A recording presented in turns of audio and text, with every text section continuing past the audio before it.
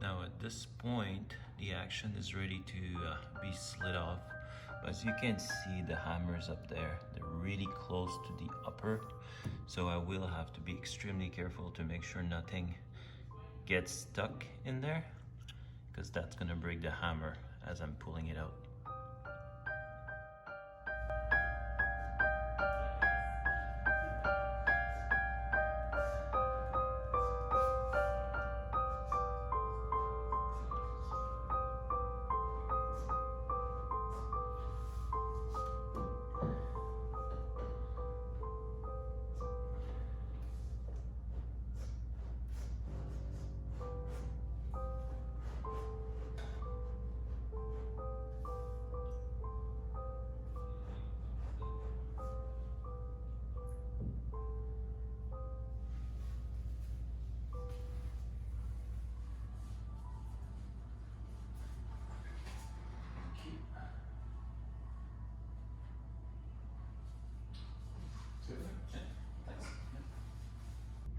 Okay, so the action is out. Do ask for help if you have help available to get it out of there or to move it, but always be mindful of those hammers. That means that if you hit a key as you're pulling it out, like that's gonna catch and then most likely break the hammer. So as you can see, the hammers are in very good condition, well, original condition, I should say. There is some flat spots that we will need to probably reshape. So there is this one here with the tape that I want to have a look at, that I pointed out in the first video. I want to have a look at this guy here, see what's happening with it. Also, this hammer stays stuck in the upper position, but if I just play with it like that, it's fine. So that tells me it's something under. So once we remove the top piece here, we'll be able to have a look at the jack, which is right here, or the back check. The back check being this piece here. So when I lift it up, it seems like it's this piece here that stays stuck. So I don't know if it's touching or rubbing on the inside, but it doesn't really want to come back down right away.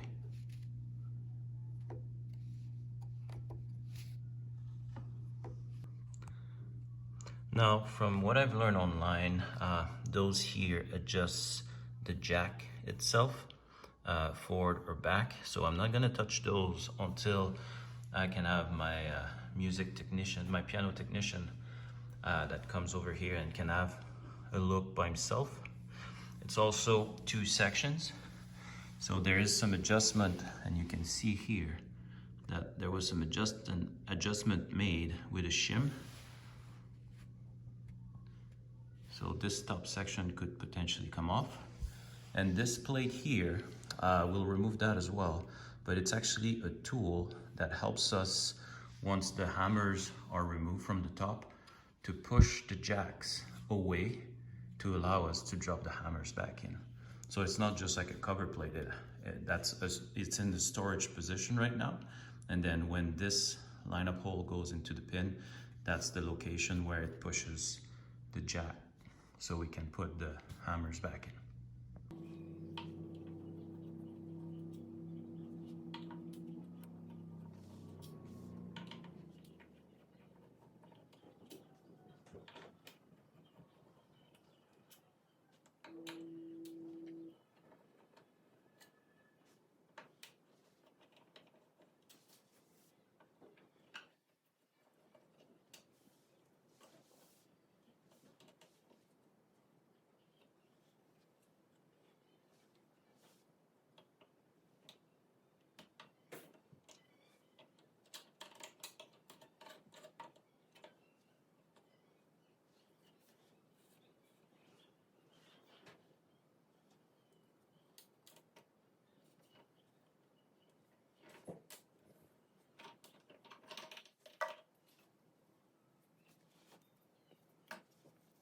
now you can see here how those guys work.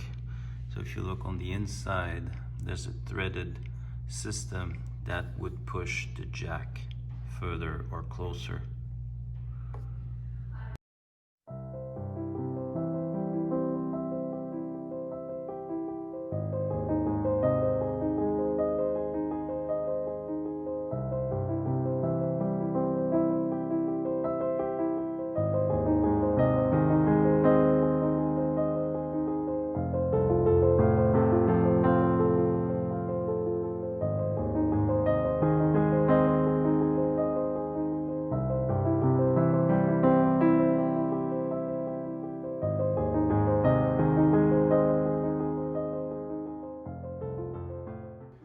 So I removed the section here that holds the hammers and the hammer rest, and then here I've got all the keys access, so I can remove them one by one. A lot of dust, a lot of gunk, so I will be cleaning all of that. And I still have that key that gets stuck here, and I'm not too sure yet what it is. So it could be those little posts that are sticking. There's not enough room, so cleaning all those posts will need to be done as well. But you can see it's a lot more simple than the new kind of actions on piano. Like there's only like the jack here, the back check, the hammers, and what holds everything.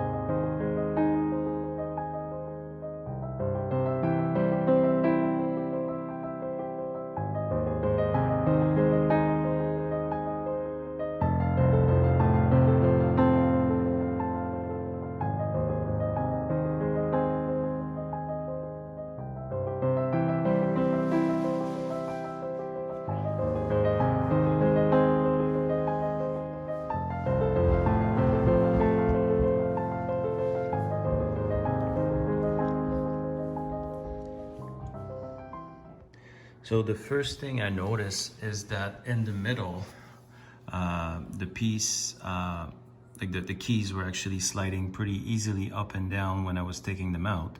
But at this end and at this end, they were really tight. So I don't know if this could be the issue we're encountering with the black key, but definitely gonna clean those up and put some kind of a dry lubricant on them before I put the keys back in.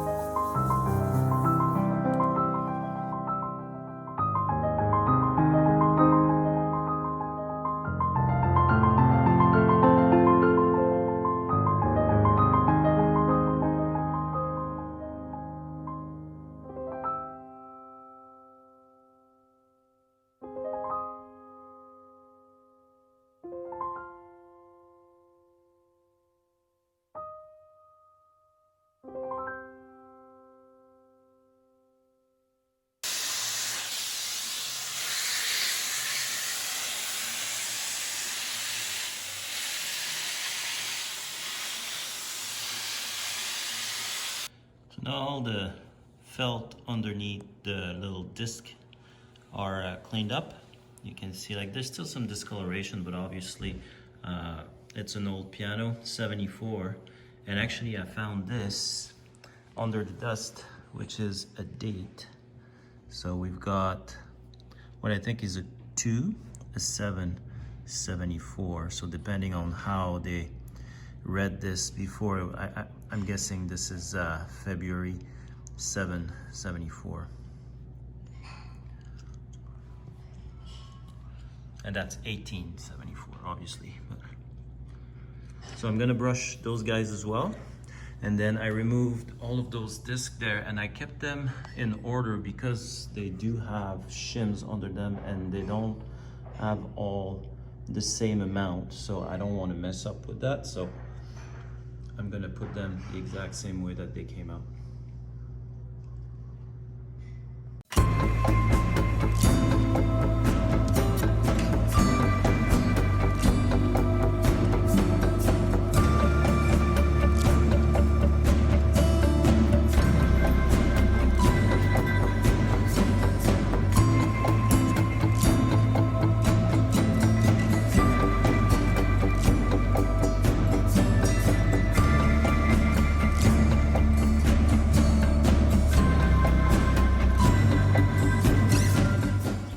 So at this point, I cleaned up all the pins, so all those ones here and all those ones here. I removed all the gunk that was on them. And I cleaned all the felts, remove all the dust that I was able to find, and all the. So now that this part is done, I need to put a lubricant. And what people usually do nowadays is that they use like a spray dry lubricant. And what I don't like about that is like the overspray is going to get into the little felts and in the wood and all of that, and I don't really want that. Plus, back in 1874, I'm pretty sure they didn't have those spray cans. So what I'm going to be using is paste wax. Now, finishing paste wax, I'm pretty sure they used to have that back in those days. And in my shop, all my power tools, when it's harder to slide material on them, whatever it's the table saw, the joint or whatever, this is what I'm going to be using on the steel to make it very, very slippery. So I know it works on steel, like a lot of woodworkers use that on their machinery, and that's what I'm going to be using on those pins here.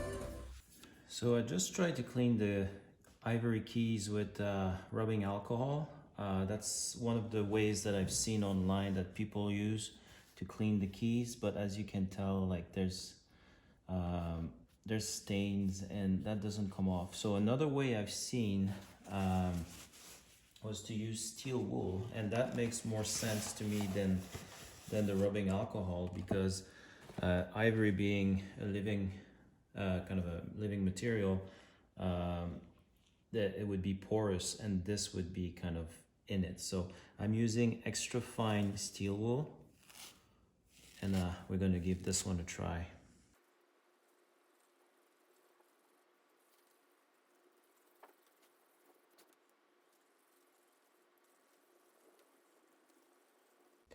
So as you can see here, it's not as obvious as it used to be, but it seems to be pretty deep into the ivory itself. So I don't know if there was something that was spilled. On this side, on the piano, on the soundboard, there seemed like there was a mess, maybe with wine or some kind of drink or whatever. So I think what I'll do is go around all the keys with steel wool, and then just clean them up, and then just bring it to a shine with a nice rag with a quick polish like this. They're not as sticky. They're actually feeling pretty good. Also, I'll use the same steel wool but a different batch to clean the dust here. So just to bring it back to the wood like that. Go under here.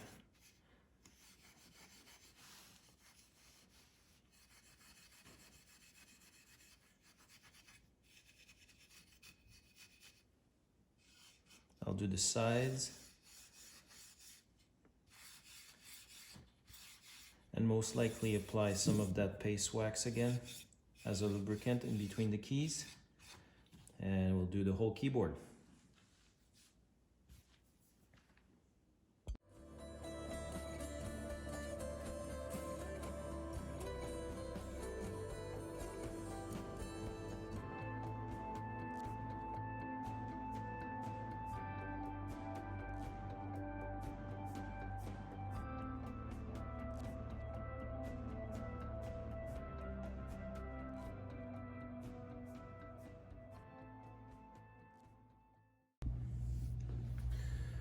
So I just reinstalled the two first keys, so you can see this one is working very well and this one gets stuck right away. And what I did is I wanted to see which part of the key was getting stuck. Was that here or at the front here? So if I just move it sideways, there's good response here. So it's not this section here that's rubbing, so it would be inside here where we've got this little layer inside. So I'm gonna have either to check if I can clean that here, or check if I can open that up or lubricate inside here. So I'll have a look at both. So as you can see, it was a quick fix. So what I did is use the paste wax with this little pointy thing and with the rag. So I put a little paste wax on the inside here and then pushing it back in place. What I did is just kind of move side to side and allow a bit more play, but it's responding well. So we'll put the other one to see that this one was not interfering.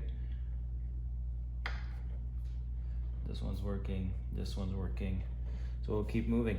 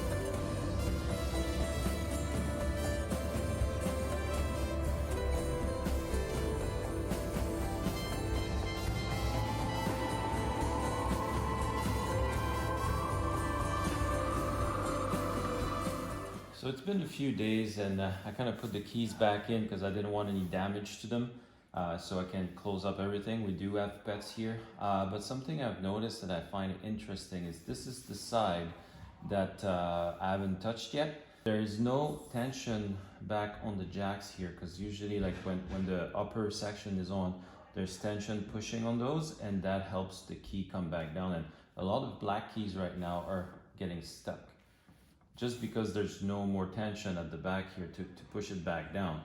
Now on the other hand, on this side, like I've done all of those, and you can see like there's nothing that gets stuck. So it's really easy to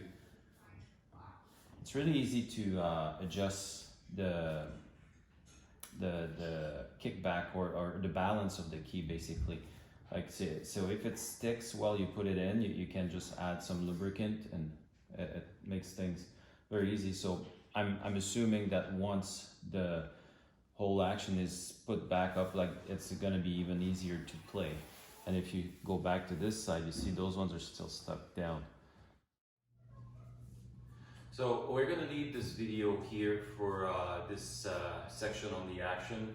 I will put all the action back together in the next video. There was a lot of footage on this part, and I don't want to rush anything, so I want to have a lot of footage that shows everything.